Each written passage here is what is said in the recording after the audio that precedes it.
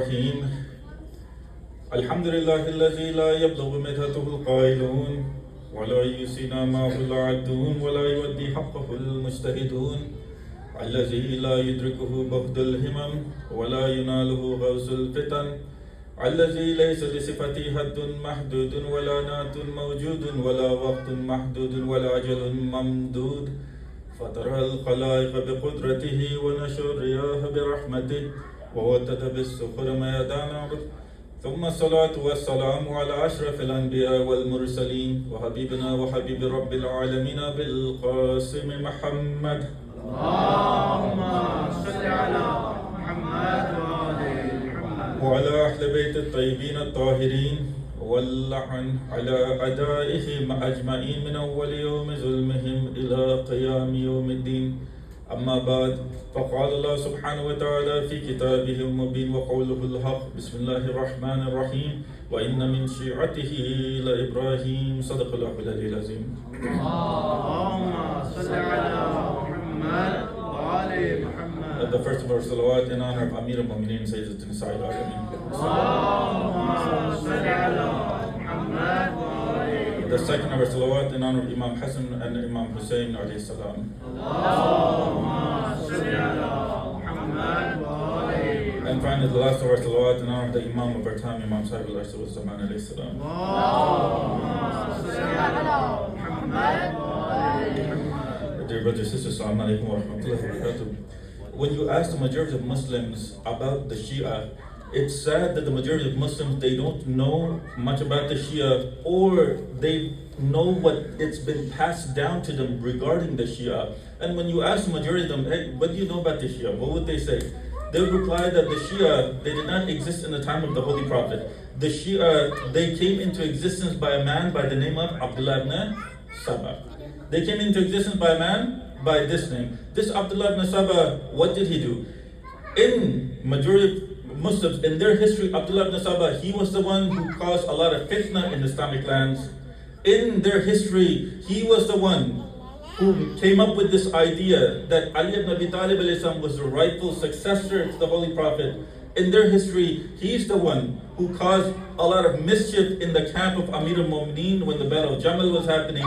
In their history, he's the one who gathered people and got them ready to kill the third Khalifa, Uthman ibn Affan. So in their history, you understand that this individual by the name of Abdullah ibn Saba, he's the originator of Shia Islam, and he's the one who caused all this fitna within Islam. And they go on to say, because this individual himself, who was a convert, because his ideas were wrong, that means that the Shia's idea, they're also wrong. Because he was on the wrong path, that means that the Shias today, they are also on the wrong path. And this is what I want to, this misconception that the Muslims have. It's important, brothers and sisters, that you and I, we understand where we come from, where Shiaism comes from. Why? Because you see today, because of this misconception, you can go online and you see Muslims asking their ulama, who should we support? And I'm sure you all know what I'm pointing towards. Muslims, regular Muslims, they're asking their ulama, who should we support in what was happening a week ago, 2 weeks ago. How sad is this? How sad is this? Whereas we Shias, we're the only ones that are standing up to tyranny. We're supporting those individuals. They don't even have our aqidah. They don't have our aqidah. We're supporting them. We're standing up to them. We're the only ones defending them. Whereas their ulama, they've stayed quiet on the matter. Our ulama are the ones that are speaking out against what's happening to them. Yet, you have the majority of Muslims, their ulama, what are they saying? Some of them, they're saying, no, you shouldn't support them. Why? Because they're Shia. You have some of their ulama saying, no, do not take any side. Why? Because they're both in the wrong. They're both in the wrong. Is this logical? Is this actually what Islam wanted? Is this what the Holy Prophet wanted? Why? Why is this happening? The only reason it's happening is because their ulama have told them this story about where Shiaism came from. Where Shiaism came from.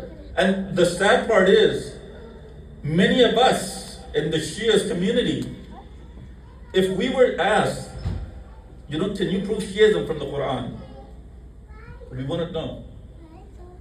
We wouldn't know. Because it's always told us, they always say Shiism did not exist in the time of the Holy Prophet. Is it true that Shiism did not exist in the time of the Holy Prophet? If that's not true, what proof do we have? When you look at the Quran, not just this verse of the Quran, instead we'll look at different verses of the Quran where the Shias, the claim that we Shias truly have is that Shiism existed in the time of every single prophet. That's the claim that we have. That's our claim. That's our mode. That Shias existed in the time of every single prophet. Shias existed in the time of Nabiullah Nuh. Shias existed in the time of Nabiullah Musa, in the time of Nabiullah Ibrahim, in the time of Nabiullah Yaqub, in the time of Nabiullah all of these prophets. Shias have always existed. And the sad part is that a lot of Shias, they do not know this. When they're asked this question, can you show us Shiism? Can you show us Imamah from the Quran? We don't know where to answer or how to answer. The reality is, when you get asked this question, you should really ask them, can you show me the word Sunni in the Quran? Can you show me the word Sunni in the Quran? Because the word Sunni does not exist in the Quran. Yes, Sunnat does, but the word Sunni does not exist in the Quran anywhere in the Quran. What you come to realize is that all of those individuals that followed the Sunnat of a given prophet, all of those individuals were known as that prophet's Shias. They were known as that prophet's Shias. This verse of the Quran, Allah subhanahu wa ta'ala says what? وَإِنَّ مِن شِيعَتِهِ لَإِبْرَاهِيمَ. And from his Shias was Ibrahim. If you look at the tafasir of the Quran, whether it's Sunni, hatta we Shias, we have some tafasir of the Quran. They say that Hazrat Ibrahim, because Nabiullah Nuh alayhi salam was spoken about before this verse, they say that Nabiullah Ibrahim alayhi salam is a Shia of Nabiullah Nuh. Nabiullah Ibrahim is a Shia of Nabiullah Nuh. You look at the story of Nabiullah Musa alayhi salam. The Quran itself, when Hazrat Musa alayhi salam entered the city, when the people were inattentive, what does he see? He sees that there were two people that are fighting. One of them, min shi'atihi. One of them is from his Shias, the other is min adui. The other is his enemy. So you see that the people that followed a specific prophet were known as that prophet's Shias. They were known as that prophet's Shias. So let's get this straight. Prophets are considered to be the Shias of other prophets. People like you and I that follow the Sunnah of a given prophet, they're considered to be the Shias of that prophet. So then where does Sunni Islam come from? Where does Sunniism come from? How do you prove Sunni through the Quran? You can't. You can't. If you read Sayyid Tijani's books, you'll see that he speaks about this. Ahl Sunnat wal Jama'ah. He speaks about when this started, how this started, who started it. And he says that this started in the time of Muawiyah bin Abu Sufyan. And whose Jama'at this is talking about? He himself, it says that it's his Jama'at. It's his Jama'at. And this phrase, it's stuck with the majority of Muslims. 1, 2. When we go back in history and we look at what is said about this individual by the name of Abdullah ibn Sabah. Yes, there are some narrations that we Shias have about an individual by the name of Abdullah ibn Sabah. But when you look at those narrations, you see that the Imams, they themselves, they've condemned this individual. There's some narrations that if they are true, because even our scholars, they say that these narrations, some of them, they say that these narrations are not true in regards to this individual by the name of Abdullah ibn Sabah. There's one narration where there was an individual by this name in the time of Amir al-Mu'mineen. I'm speaking about our narration. In the time of Amir al-Mu'mineen, he claimed Amir al-Mu'mineen Auzubillah to be God. And he claimed Amir al-Mu'mineen to be a prophet. And he claimed Amir al-Mu'mineen to be God, and he claimed himself to be a prophet. Amir al-Mu'mineen, he told him to repent. When he didn't repent, Amir al-Mu'mineen punished him with death. Whose narrations? Our narrations. If it's correct, that means what? Amir al-Mu'mineen gave him the punishment that he was deserving of. End of story. End of story. Correct? But when you look at Sunni narrations, you find out that The name Abdullah ibn Saba, it came into history books, or it came into history 200 to 250 years after the demise of the Holy Prophet.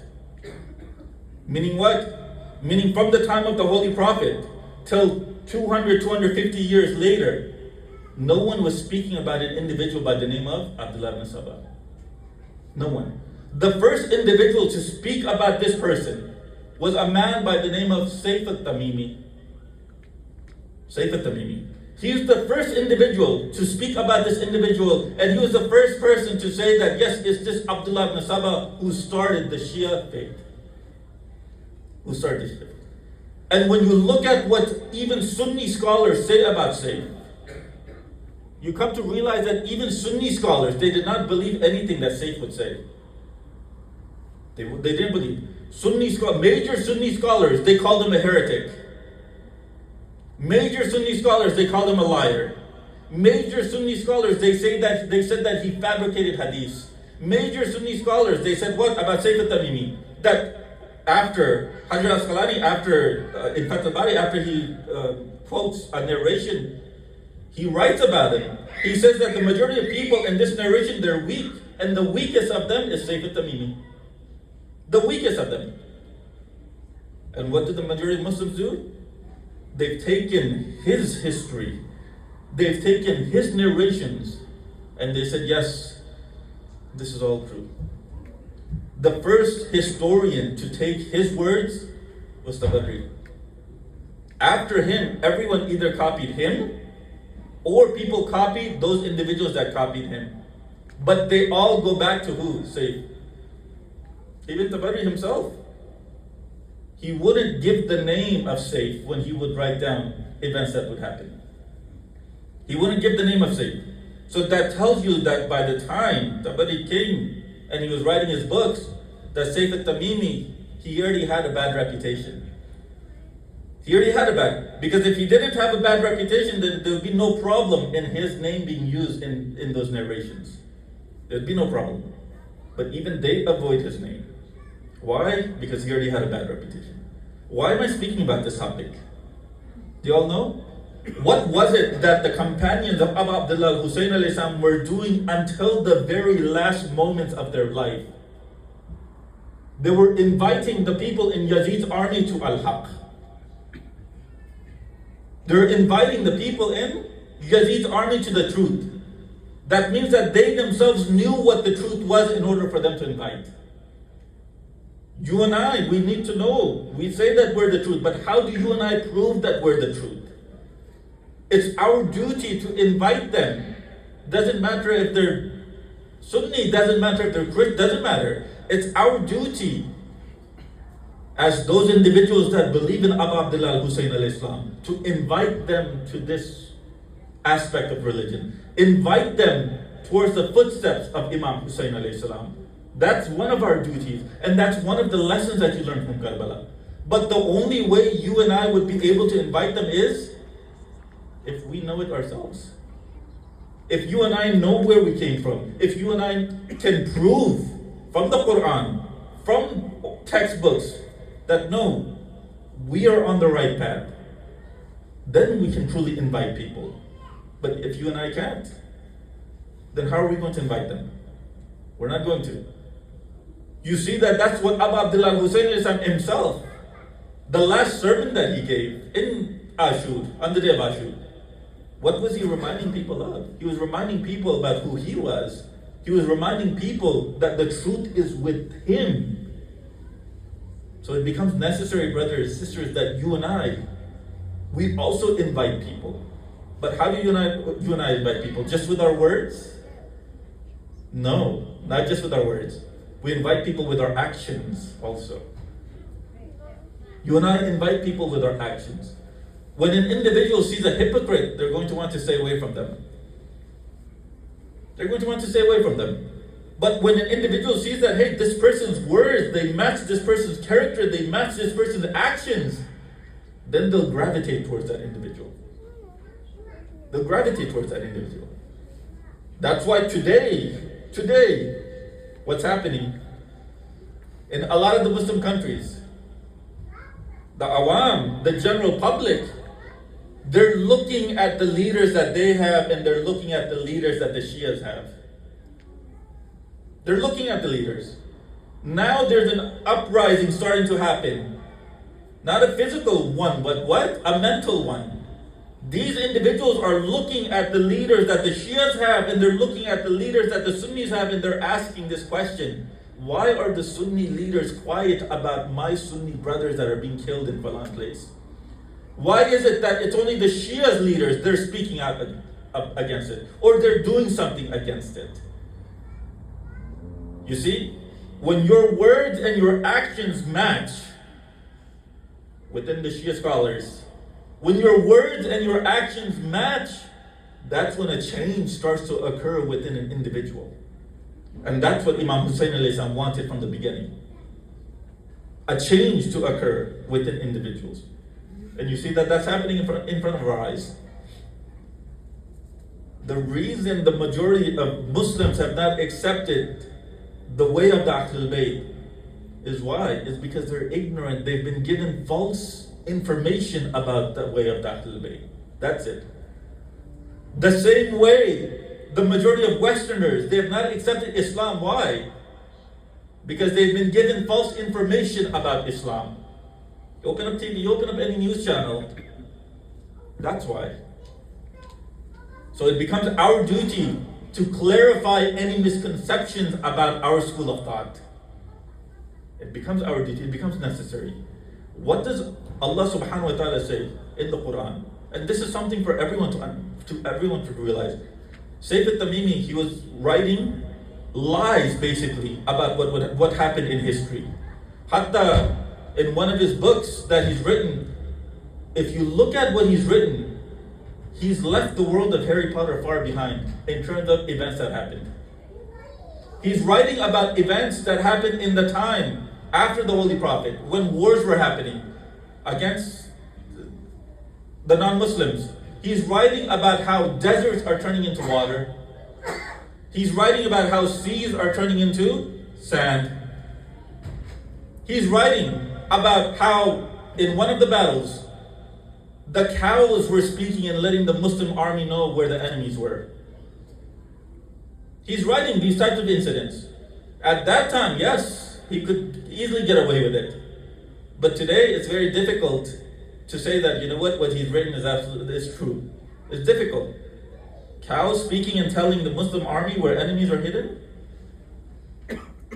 And the sad part is, if you speak to the general Muslims about this, they'll say, you know what, this could be true. These miracles, they do happen. Who did these miracles? It's in your ideology that prophethood ended. It's in your ideology that only prophets do miracles. If prophethood ended, that means that how did these miracles happen? Who did these miracles?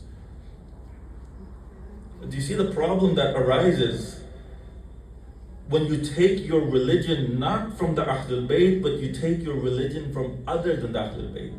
When you do not take your religion from the source of the Quran, you take it from outside. You take it from outside. He wrote these types of incidents. And then what did the Muslims say? You know, in regards to fiqh, we can say that Saif was weak. But in regards to history, it's possible that no, we can take his words in regards to history. But even in historical accounts, he comes up with lies. Allah subhanahu wa ta'ala says in the Quran, do not cover up haqq with batil. Do not cover up right, do not cover up truthfulness with what's wrong. Do not mix the two together. And you see today that's what's happening. Today, truth and falsehood has been mixed together. And you see that that's exactly what Banu Umayyah la'natullahi alayhim were doing. They were mixing truth with falsehood. They themselves projected themselves to be Muslim, yet inside they were kafir. Inside they were kafir. When Muhammad came into power, what did he say? When he signed the peace treaty with Imam Hassan alayhi salam, what was it that he said? Why did he say that I wanted power? Was it just, or why did he want to be the Khalifa? He says himself, I wanted to be Khalifa, I don't care about the religion. You do what you want in regards to religion. I wanted to be Khalifa, why? Just to have power over you. That's it. What does Muawiyah, he tells his son, Yazid, he tells him, look, if you want to do evil deeds, if you want to do haram acts, do them behind closed doors. You look at Yazid Laleh, at the very least, Muawiyah, he was a hypocrite. Yazid, he was an outright kafir. He himself, what does he say? He himself, history states that he said that there is no such thing as prophethood. Banu Hashim, they played a game for power. And yet the majority of Muslims, they've taken him to be Khalifa. They've taken him to be Khalifa. I want everyone to understand one thing. Allah subhanahu wa ta'ala says in the Quran,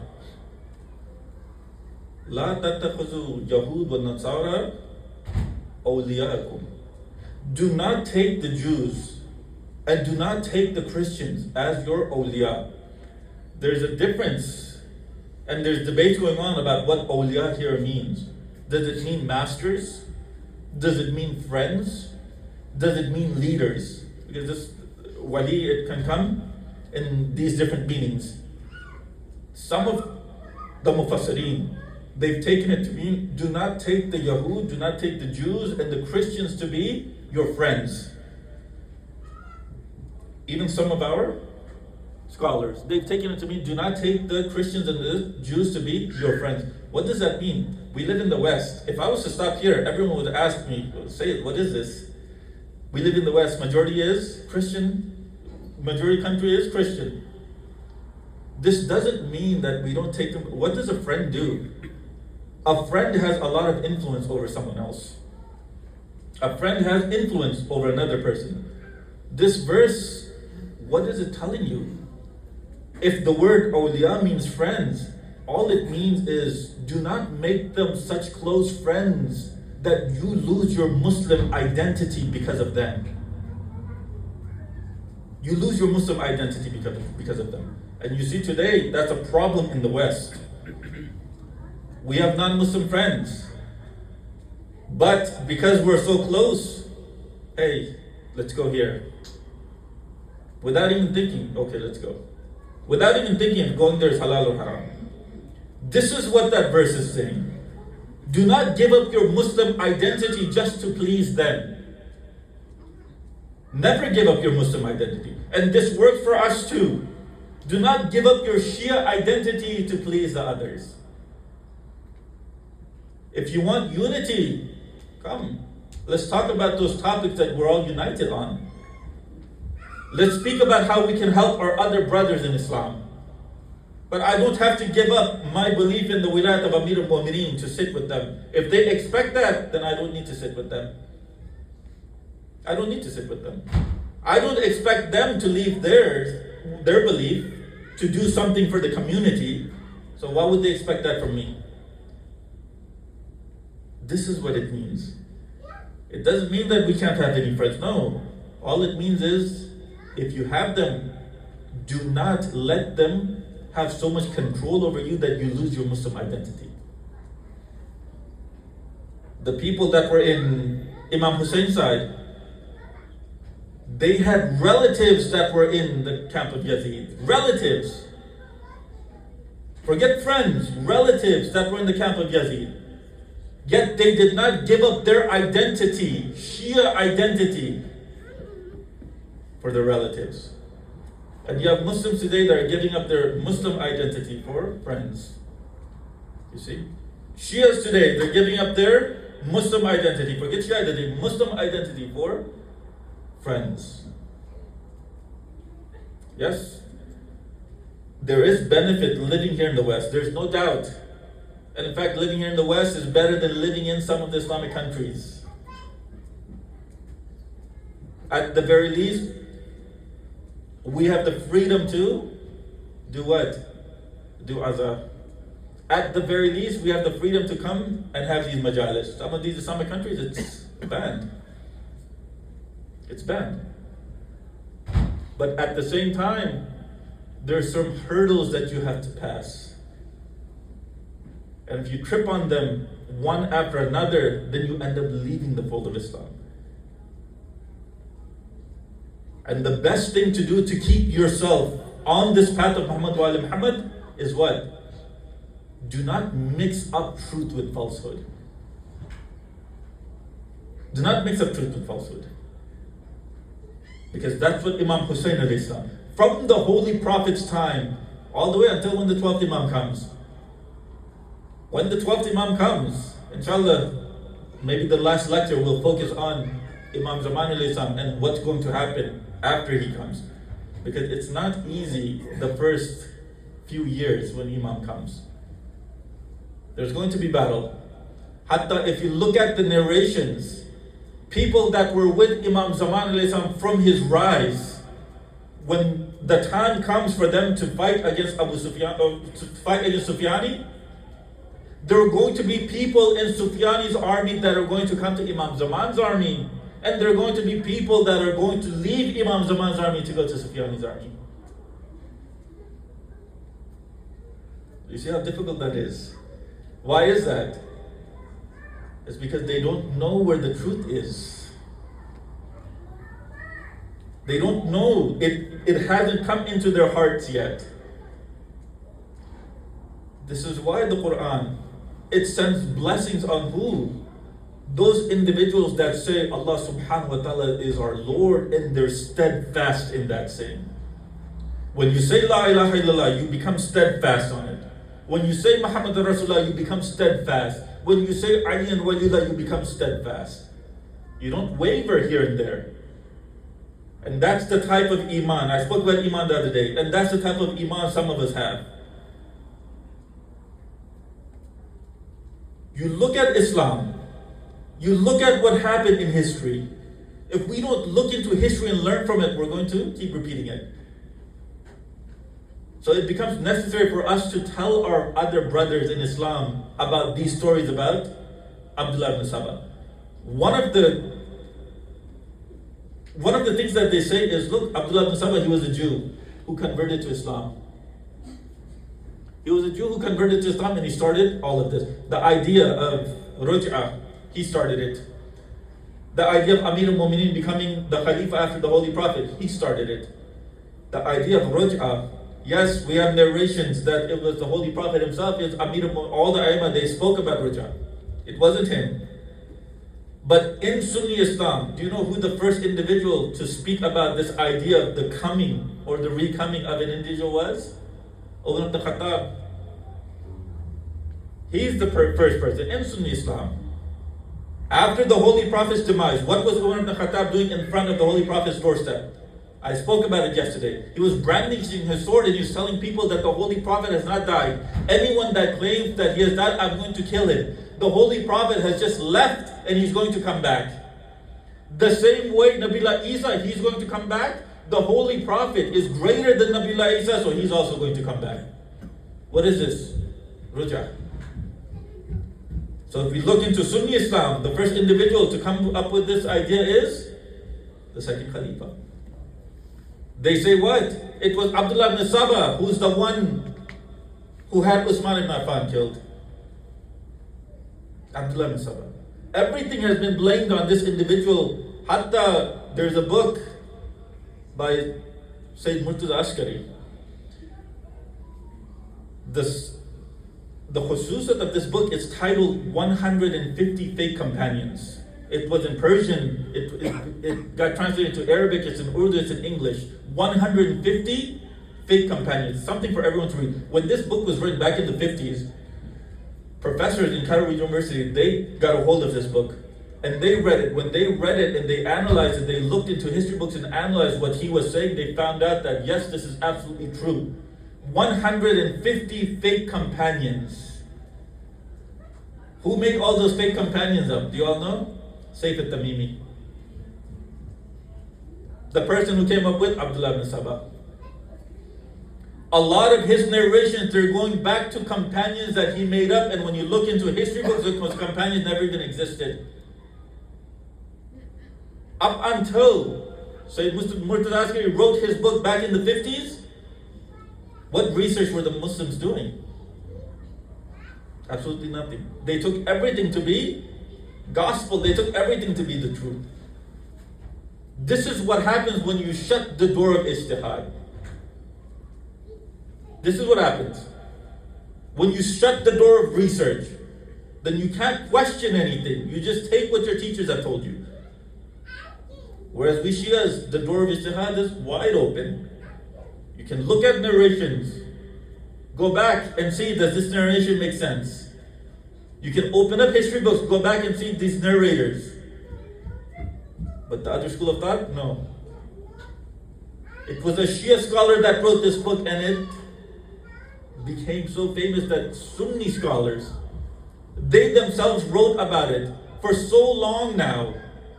For so long now, our scholars were telling us about the Shias being so deviant. Our scholars were telling us about this. But Murtaza Askari, after writing this book, we come to realize that no, we've been fed lies about our Shia brothers and sisters. We've been fed lies. We've come to realize that these individuals are truly also Muslim. And they practice Islam better than you and I. 150 fake companions. This was Islam. Sayyid al-Tamimi, what was he doing? Mixing truth and falsehood. What would he do? He would start a narration attributed to, have his narrators, and go back to maybe a narrator that actually existed. That actually existed. Think how easy it is. Think how easy that becomes. And the majority of Muslims, they didn't question it until that book was written. They say, what? He's the one who caused the death of Uthman ibn Affan. If you look into history, do you know who the major culprits of the death of Uthman were? Talha, Zubair, and Aisha. These were the major culprits. It was these two, it was Talha and Zubair, that prevented water from going to Uthman. It was the policies of Uthman that turned the Muslim Ummah, Islamic Ummah, against him. It was his policies. It was these two individuals that stopped or prevented water from going to him. Hatta Aisha, not just in our books, in Sunni books. When Uthman, he became Khalifa, he lessened the stipend of Aisha. All the other wives of the Holy Prophet that lived at that time, they were all getting 8,000 dinar. Aisha was getting 12,000. So what does he do? He goes and lessens it back to 8,000. She comes to him and she tells him, why did you lessen it? Why did you lessen it? And he goes, why shouldn't I? All the other wives are getting 8,000. Why should you get 12,000? What did she say? She says that that was inheritance from the Prophet. That was inheritance from the Prophet. Uthman, Sayyid Tijani, he quotes the whole story, the whole narration. Uthman, he says that he was leaning against a pillow. As soon as she says that this was inheritance from the Holy Prophet, Uthman, he gets up and he says, what inheritance? It was your father that prevented his daughter, the Prophet's daughter, from receiving inheritance.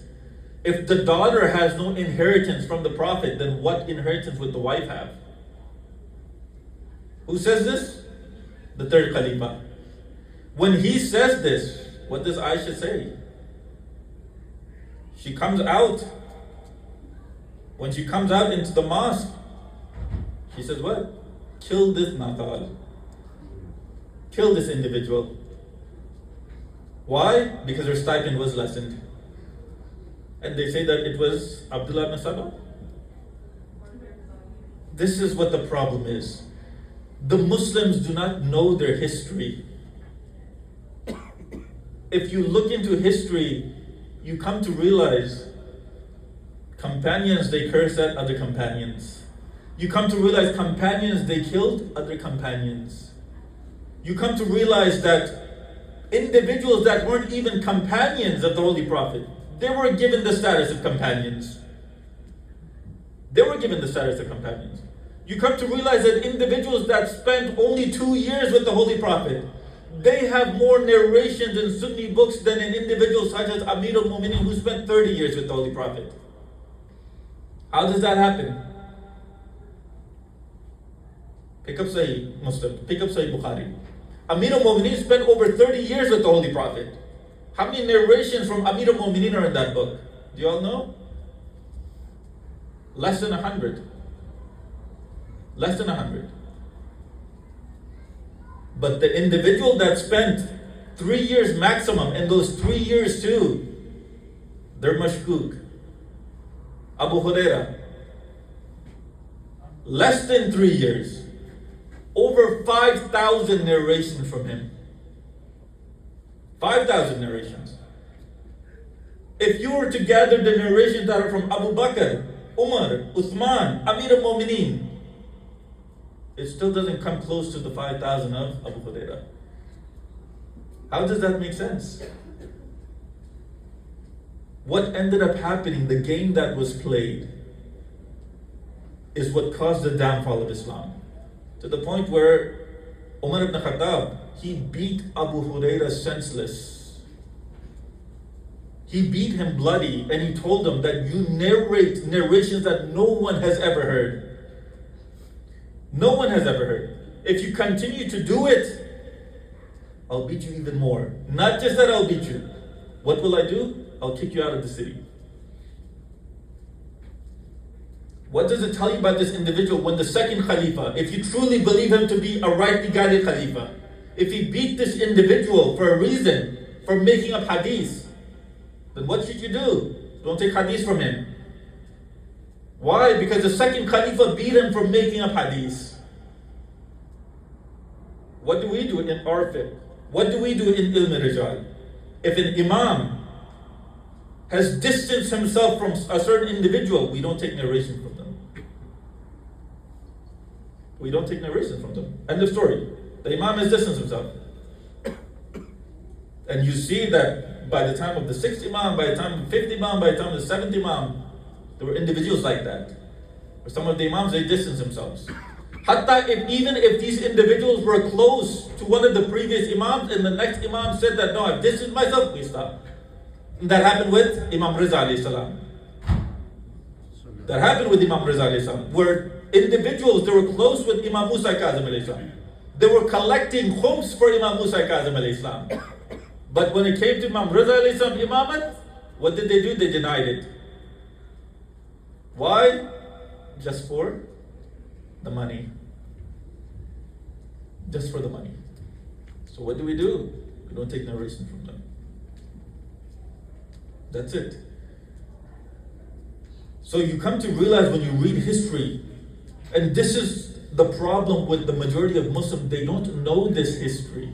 They don't know that this individual by the name of Abdullah ibn Saba, he was a nobody. Even if he existed in the time of Amir al-Mu'minin punished him. Amir al-Mu'minin punished him. Hatta some of our narrations, they say, no, he didn't exist in the time of Amir al-Mu'minin, he came afterwards. So he was a nobody. The idea of Shia Islam that the majority of Muslims have, it's through this individual. And it's that idea that you and I need to clarify. It's that idea that you and I need to clarify. Once you and I clarify that idea, what ends up happening, we can become closer to the truth. We come closer to the truth. And you see that that is what Abu Abdullah al-Husayn alayhi salam was trying to do to those individuals in Karbala. If it was unknown to them that yes, he is on the right, he is the truthful, he's on the right path, what was he doing? With his speeches, he was bringing them close. It just wasn't him. Tonight, we're commemorating who?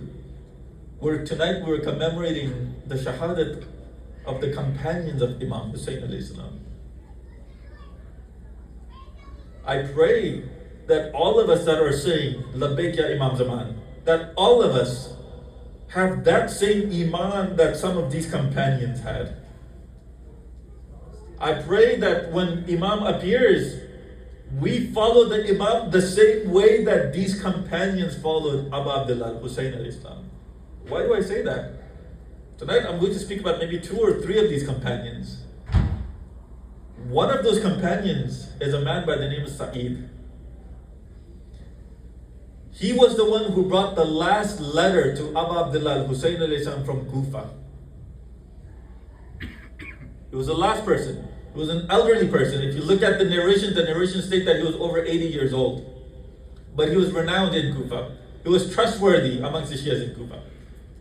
He came with the last letter that Muslim ibn Aqil sent, stating that, Ya Abu Abdullah, the people are with you. You should hurry up.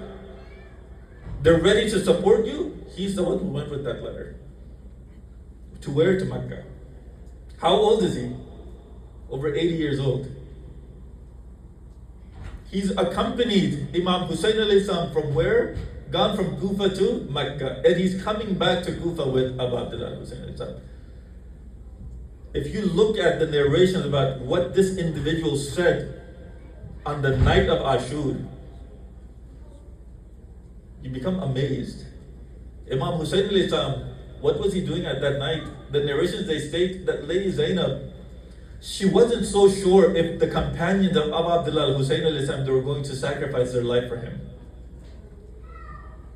She wasn't sure. So what does Imam Hussein alayhi salam do? He goes into the tents.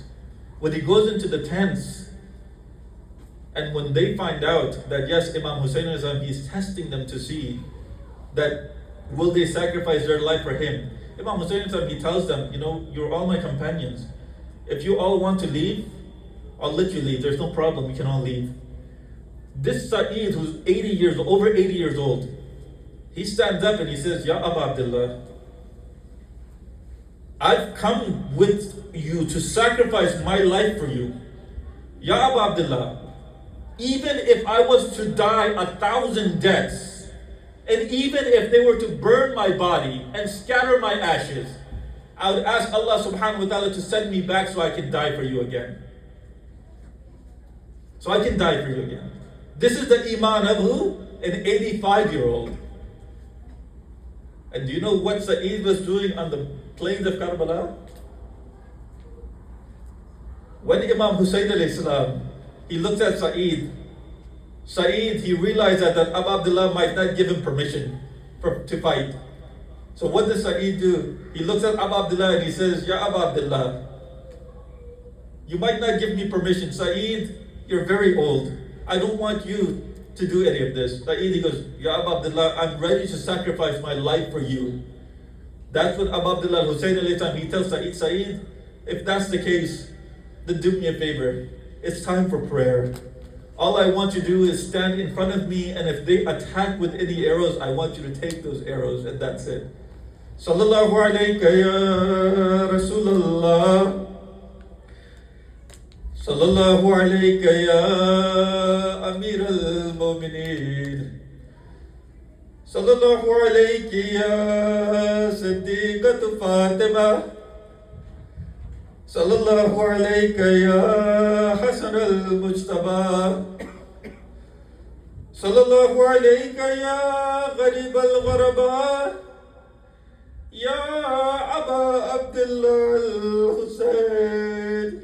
Brothers and sisters, when Abu Abdullah Hussein, he tells Sa'id to stand in front of him. Sa'id, he stands in front of Abu Abdullah Hussein while he's praying. The narrations, they state that one arrow came and struck Sa'id. Sa'id, he was very old. Sa'id, he was very frail. Sa'id, what had he done? He had tied a bandana around his back so he could stand up straight. Sa'id, what had he done? He had put a bandana over his scalp so he could have his eyes seen. Sa'id, he takes that first arrow, and he was weak, he was frail. He falls to the ground, but he gets back up. Another arrow comes and it hits Sa'id again in the chest. He falls to the ground and he gets back up. The narrations, they say that Sa'id, he took over 10 arrows on his body. When he finally heard Abu Abdullah alayhi salam say, Assalamu alaikum wa rahmatullahi wa barakatuh, that was Sa'id. He fell to the ground. When he fell to the ground, he was in his last moments of his life. Imam Hussein alayhi salam, he puts Sa'id's head in his lap. Then Sa'id, he looks at Abu Abdullah and he says, Ya Abu Abdullah, are you content with what I have done? Are you happy with me? That's what Imam Hussein alayhi salam, he replies, Oh Sa'id, not just me, but my grandfather's happy, my father's happy, my mother, they're all happy. Oh Sa'id, I see that you're stepping into Jannah with all of them. Brothers and sisters, this was Sa'id. If you want to look at another companion, you look at a companion such as Habib ibn Mazahir. Who was Habib ibn Mazahir? The narrations, they say that from very young age, Habib ibn Mazahir, he was a follower of Abu Abdullah Hussein alayhi salam. There was a time when the Holy Prophet, he was walking with Mazahir and he had Imam Hassan and Imam Hussein with him. And Habib, he was behind Abu Abdullah Hussein alayhi salam. At that age, Habib was very young. And what would Habib do? Every time Abu Abdullah Hussein alayhi salam would lift his foot, Habib, he would take the sand from that footprint and he would put it over his eyes. Every time Imam Hussein would do that, he would take the sand and put it over his eyes. As soon as he did that, the Holy Prophet, he stops, he turns around and he kisses Habib ibn Mazahir. When he does that, Mazahir, he asked the Holy Prophet, Ya Rasulullah, why did you show so much affection to my son Habib? This individual, he's only a servant of these two sons of yours. That's what the Holy Prophet, he says, Oh Mazahir, may Allah subhanahu wa ta'ala bless you, and may Allah subhanahu wa ta'ala bless Habib's mother. What had he done, Ya Rasulullah? Oh Mazahir, you do not have eyes behind your head, so you do not see what he's done. But every time my son Hussein lifted his foot, he took the sand and he put it over his eyes every time. Brothers and sisters, this is that Habib. He's come. Imam Hussein on the 4th of Muharam, he wrote a letter to Habib. And when he wrote that letter, when Habib received that letter, the narrations, they say that Habib and his wife, they were eating. When they were eating, this letter comes. Habib, he opens the letter, he reads it, then he puts it down. The wife, she asks Habib, Habib, who is this letter from? And what does it say? Habib, he replies that this letter is from Abu Abdullah Hussein alayhi salam, and he's telling me to come. He's camped nearby Kufa and he's surrounded by enemies. And the wife, she asks, Habib, what are you going to do? Habib, just to test his wife, he tells his wife, I don't know what I'm going to do. That's when his wife, she gets angry and she says, Habib, if you don't go, I myself will go. And that's when Habib, he says, you don't have to worry. I'm definitely going to go, but I was just testing you to see what you would say. And the narrations, they say that Habib, he left that same night with his wife. And when he gets to Abu Abdullah Hussein alayhi salam, he gives him his salam. And when he's about to go to the battlefield on the 10th of Muharam, he gets permission from Abu Abdullah Hussein alayhi salam. But before he went, a man by the name of Muslim ibn Awsaja, who was a companion of Imam Hussein alayhi salam, he goes and he sacrifices his life. When he sacrifices his life before he left this world, Ibn Awsaja, what does he say? Habib, I have one wasiyat for you, Habib. He says, Oh Muslim, I'm about to leave this world too. Please do not do this. And that's when Muslim ibn Awsaja, he says, Habib, do not worry. It's not anything that will trouble you. But he points to Abu Abdullah Hussein alayhi salam and he says, Habib, this master of ours, he's lonely. Habib, this master of ours, he's been brought here by the people of Kufa and he's been lied to. Habib, this master of ours, do not leave this master alone. Habib, he says, do not worry, I'm going to sacrifice my life for him too. The narrations, they state, what does he do? He goes, gets permission from Abu Abdullah Hussein alayhi salam. Then he goes to the tent of Zainab, and when he sends his salam, when Zainab replies with that salam, Habib replies, Ya Zainab, where are you? Where is your status? And where is the status of this servant of your brother? Habib, he goes to the battlefield and he gives his life for the sake of Abu Abdullah Hussein alayhi salam. Mullah Hussein, he comes back and with the body of Habib ibn Mazahir, and he leaves him with the Shuhada of Karbala.